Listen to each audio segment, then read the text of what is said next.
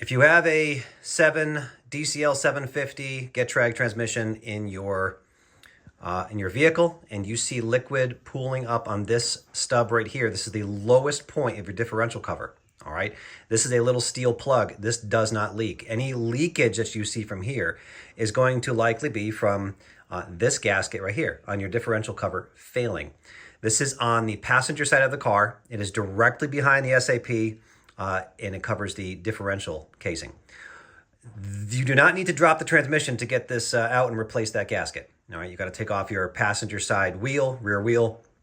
You have to take off your axle, and then some people drop the actual suspension, but you don't need to drop the transmission. This is not, people don't freak out. Come on, this is not your traditional weep hole.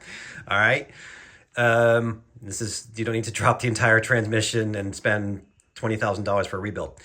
Now the other thing, there's a channel right here, all right, and there's a gasket right here when this connects to your back over the differential, and there's a channel. So if that little tiny gasket fails, it could very easily be as simple as that. If this little tiny gasket on your differential casing fails, that could also be a leak. It could be here or it could be there.